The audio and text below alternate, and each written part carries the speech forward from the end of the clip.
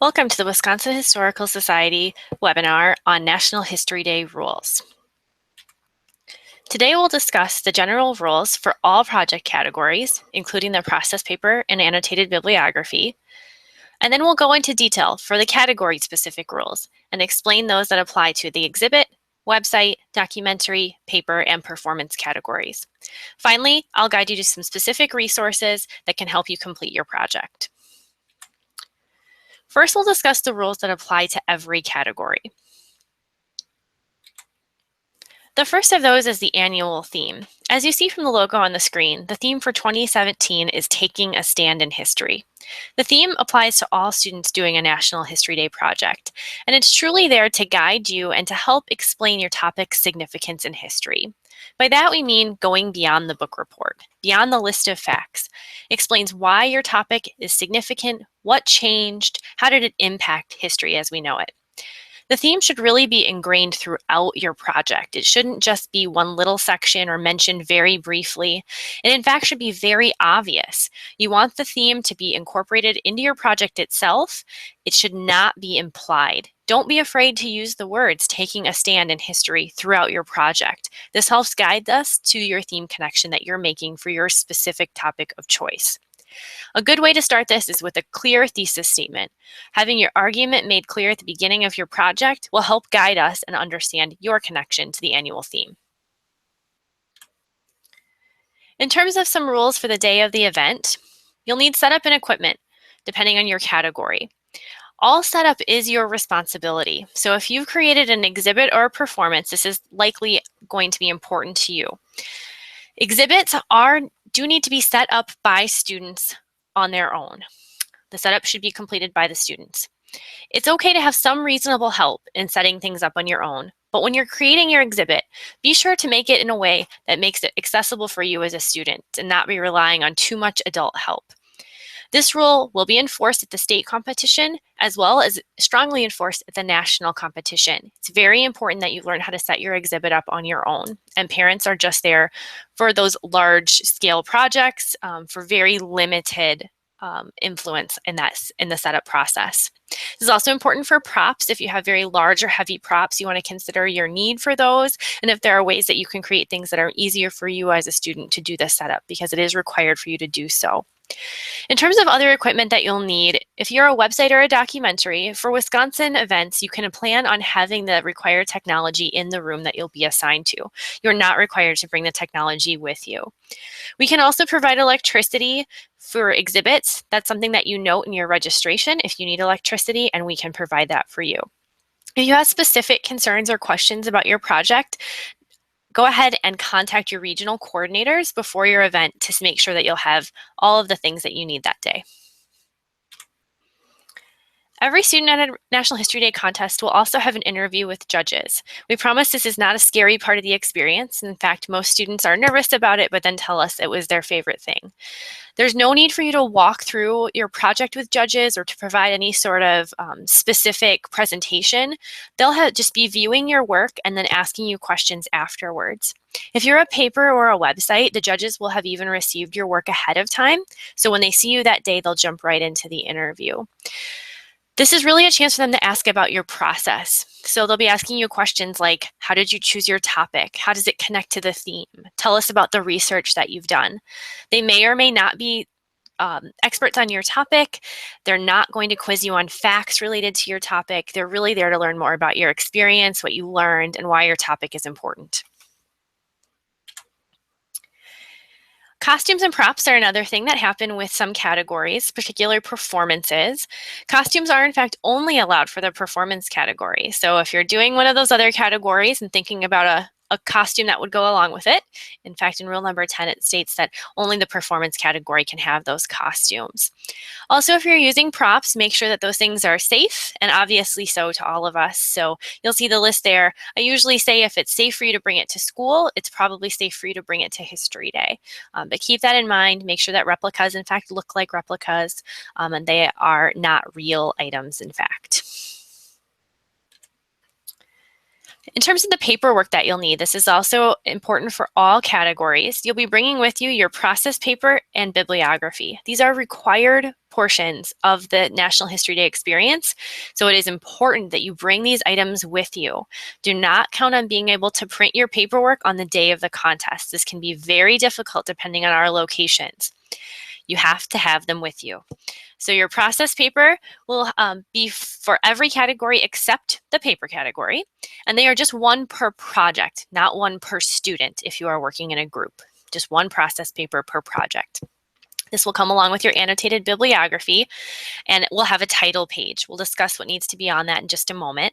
But make sure all these items are stapled together. We get thousands of sheets of paper at a contest, and so in order for us to keep track of things and be able to use these, it's important that you staple them together so we can keep track.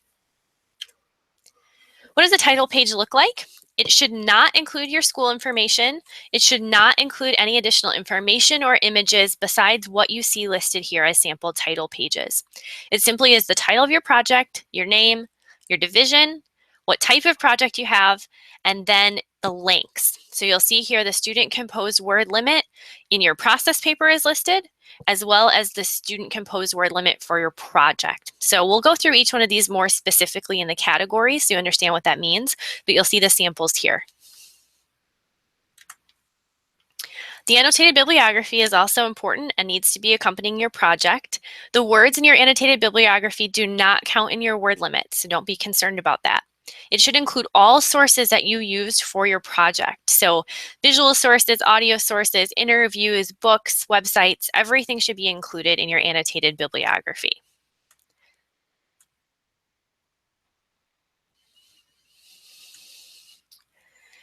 It should be divided into two categories, primary sources and secondary sources, and they should go in that order. Your primary sources are things like oral histories, videos, images of the time, interviews with people who were alive during that time or a part of the event, letters, diaries, all of those things that occurred at the same time period as your topic. Secondary sources then are things outside of that. So if you interview a historian on your topic, that would be a secondary source. General books, general websites, that kind of information all falls into your secondary source column. And now we'll go through each of the categories so that you can see what the rules are specific to them. First, we'll talk about the exhibit. You'll see here the paperwork required for the exhibit category is your title page. That's the second item in from the left on your screen, where it says Junior Division Group Exhibit. It lists the student composed words. That's on the project itself. So in this example, you see the number 489. And then it tells you the number of words in the process paper. In this example, that's 410. You have 500 words for each of those items in the exhibit category. This should be attached to your process paper and your bibliography. Most students will just lay this on the table next to their exhibit. First, you'll need to think about the size. So the size requirements for a History Day exhibit are 6 feet tall, 40 inches wide, and 30 inches deep. You'll see the example photos here that give you a sense of what that looks like. If you're doing a trifold board, that's the item all the way on the right-hand side, no more than 40 inches wide, no more than 6 feet tall. If you do something that is three-dimensional, for example, the two items on the left of the screen, the square and the circle, show you the diameter should be no larger than 30 inches because that's the depth requirement. I like to think about this as if you made a large box that was 6 feet tall, 40 inches wide, and 30 inches deep. Could you take that box and put it over the top of your exhibit and everything would fit? That's what you need to think about. So thinking about how all pieces of your exhibit will fall within that size requirement. Be really considerate of this as you're setting up your project. If you have additional items that you're laying next to your project, books or magazine articles or artifacts or things, all of those items technically are part of your project. So they will count in your size requirements. So make sure that you practice laying it out and measuring to make sure that you're in the limits. You'll see that example here. These students have included some additional items in front of their exhibit, and all of that stuff on the table does count in their size limit. So they made sure to measure that accordingly and make sure that nothing else hangs over those edges. Here's a similar example with a three-dimensional item in the front that rotates. That trash can, that silver item, does rotate so that you can view all sides. And along with the rest of their project, that's all counted as one piece. So that measurement is 6 feet tall, 40 inches wide, 30 inches deep with all the pieces together. In the exhibit category, you also may choose to include media. It's not a requirement, but depending on your topic, that may make sense for you to include things like music or video footage of some kind. If you do so, make sure that it is no longer than 3 minutes and is on a loop so that it just continues to play over and over again. It's also important that this is easy to turn on and off and that it's clear to judges that they can do so. Judges may be in that room for hours at a time looking at lots of projects. And so if we hear the same song over and over again every 3 minutes, it can get quite long. So make sure that you don't leave it at a high volume, that it's something that could easily be turned on and off by a viewer. Also, ensure that this does not verge on your word limit. So including any sort of language, any text that you include in that media, that would in fact count in your word limit. So be very conscious of that, to not include captions or additional information on top of the images or video footage that you're sharing without knowing that that will count in your word limit. So here are some examples of how we count words in the exhibit category. And a lot of this applies exactly the same way to the website. So if you're doing a website, pay attention to this as well. The word count you'll see here, dates count as one word. So you'll see that in the second line, August 18th, 1920. The date counts as one word. Also, it's important to note that you need to make sure that you attribute quotes. And by that we mean be sure that you use quotation marks and that it's very clear what you've used from another source. Items in quotation marks are not your words, right? Those are words that you found somewhere else, so they won't count in your word limit as a direct quotation. So make sure it's very obvious to us as counters that we know that those are not your words. Now, the more challenging part is the difference between a caption and a credit, and we'll discuss that with the example on the lower half of the screen. You see the image of Alice Paul. The item that is directly below the image where it says Alice Paul, 1918, Library of Congress, that is a credit. It tells us where you got the image and when it was created. That is a required component in the exhibit and the website categories. You need to be able to credit your images or any other visual material that you have. And that's the appropriate way to do so. It should be very brief. It should not include any additional information about the item you're showing us. That's what a caption is. So you'll see the caption is located below that, where it says Alice Paul was responsible for the campaign for women's suffrage and the introduction of the Equal Rights Amendment. That is a caption. That gives us additional information about Alice Paul and who she was and what she did. Those are words that a student wrote. Those will count in the student-composed word limit. So captions are not required. They give analysis, and they do count towards the student-composed word limit. You may still choose to include some captions, but just acknowledge that they are part of your word limit. Next, we'll detail some of the rules relating to the website category. You see the example here. This is a screenshot of a homepage of a student example website, and it includes the same paperwork that you have for the other projects. It includes a title page, which is the information directly on this page itself. You'll see the student's name, their division, that they're a group website, their word count, and their process paper word count are all located right there on that home page. The location of that does not matter as long as it's obvious to us on your home page. Their process paper and annotated bibliography are located on a page of the website itself. They decided to call that project information. Other students label it paperwork or process paper. Whatever you choose to include there as your description is fine, but make sure those materials are directly on your website itself. You're not required on the day of the contest to bring a paper copy of those process paper and annotated bibliography. You're welcome to do so if you'd like, but it's not required as it's already a part of your project. So as you see here, that homepage must have that additional information. This helps us also know that we're looking at the right project when we open up your website, that it is in fact for the correct students and the correct competition. So it's really a help to clarify things. And also just make sure that it's easy for us to read. In the website category, you may include lots of different types of multimedia. These all need to be self-contained within your website. So no external links to outside websites. This can happen sometimes with things like video or music clips or additional documentation. Make sure that everything is housed within your website itself and does not link out to another website. You're also allowed to include as much media as you'd like as long as it does not exceed the 4-minute total within your website. So if you'd like to include 2 video clips, for example, one is 3 minutes long and one is 1 minute long, that's okay. So however you choose to break that up, doesn't matter as long as everything does not exceed more than 4 minutes.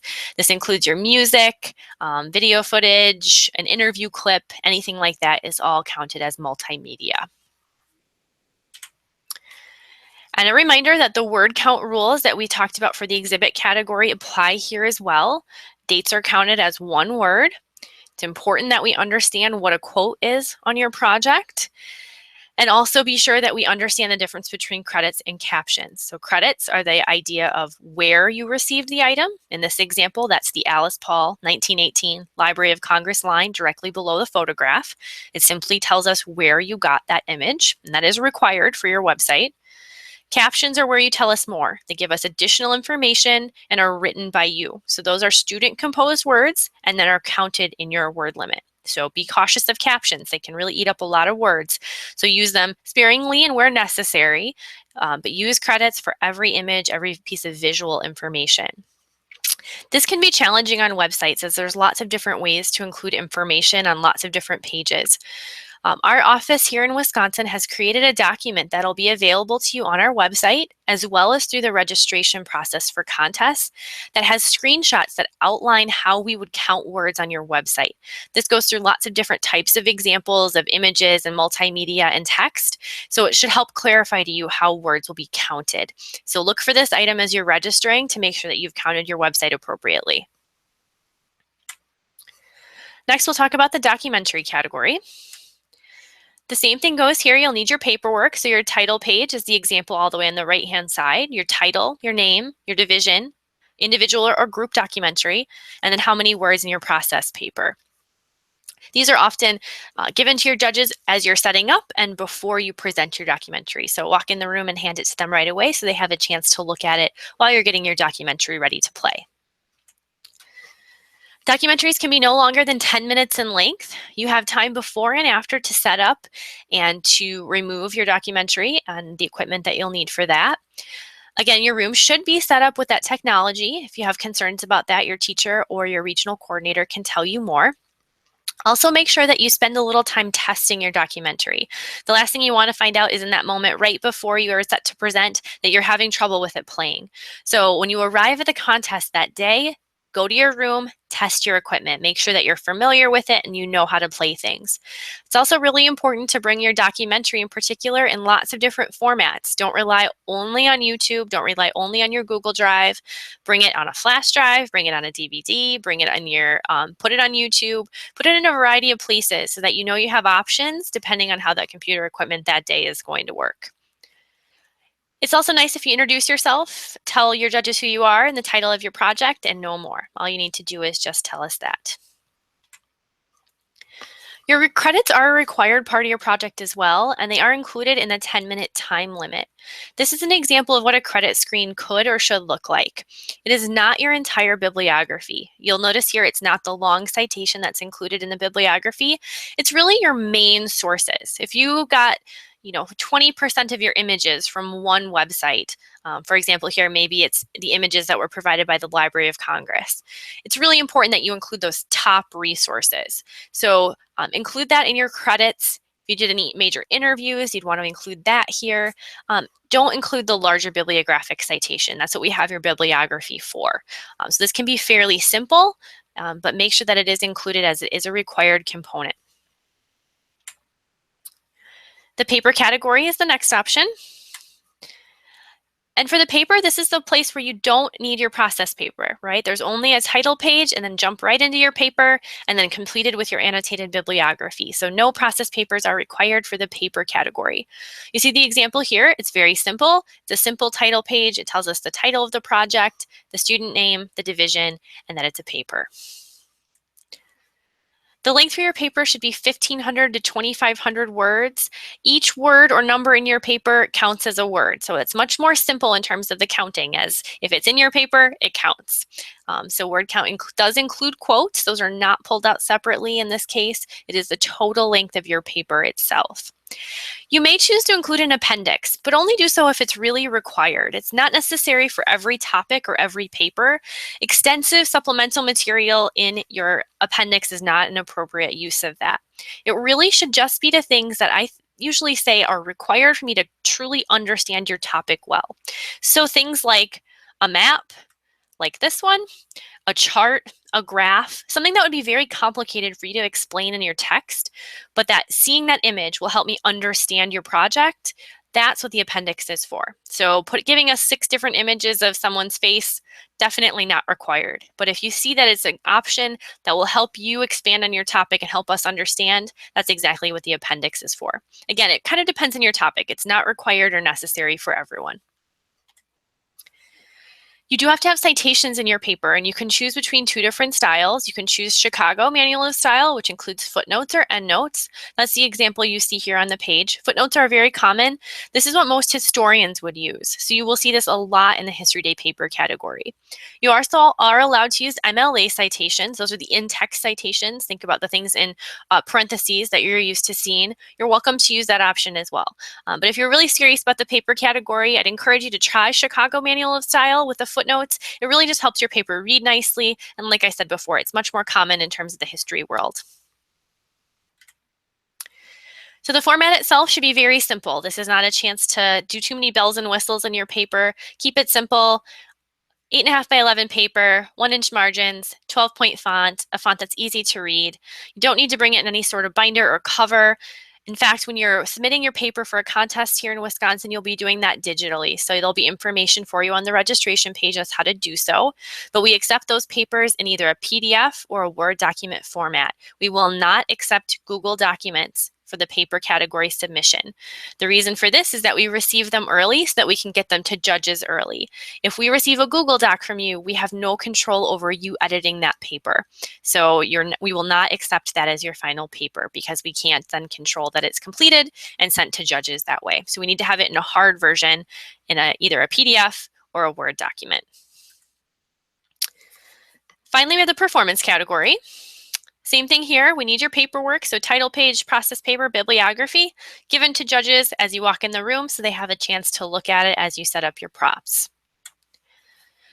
Performances can also be up to 10 minutes long.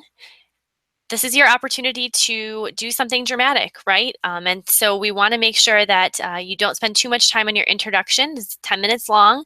So make sure that you just tell us the names of the participants and the title of your project, and then jump right in. Any additional information or commentary in your introduction is challenging for us in terms of the time. So technically you'll see there that performance introduction, the title of the entry and names of participants are the only announcements before the time starts. So the 10 minutes will start after that. You are allowed to use media here, things like sound clips or film. It's not common, however, I will say. We do see it once in a while, but it's certainly not required for this category. In the performance category, it's unlikely that we will be able to guarantee you perfect equipment in the room that you'll be assigned to. So if you are choosing to use media in your performance, it's important that you bring that along with you, or make sure you talk to your regional coordinator before you plan on attending the event to ensure you'll have what you'll need. And then additional resources. So depending on your category, you may want to look for more or do a double check, and there's lots of ways to do that. First of all the screenshots you saw today are from the NHG rulebook, which is available at nhg.org, as well as on the Wisconsin Historical Society website. Use this as your guide. Also, look for category guides. So we've provided shorter guides for each category that go through the basics. So you'll see that in the middle there. Documentary, exhibit, paper, website, and performance are all located there, and we have those shorter versions. So if you'd like to get a condensed version and not worry about your other categories, that's a very good way to do so. And then finally, the last thing that's very useful as you're getting ready for a contest are the rules verification sheets that were created by the national office. Those are on nhg.org. And these allow a checklist opportunity. So based on your category, you can go through and make sure that you've followed every rule on a checklist. So that's a really easy way for you to be sure that you followed the rules before an event. Also, there are NHG evaluation forms there, so you can get a sense of what it looks like before the contest. Of course, if you have questions, we're happy to answer them. Email us at historyday@wisconsinhistory.org or call our office at the number listed, and we will answer your specific questions about your topic. Thank you.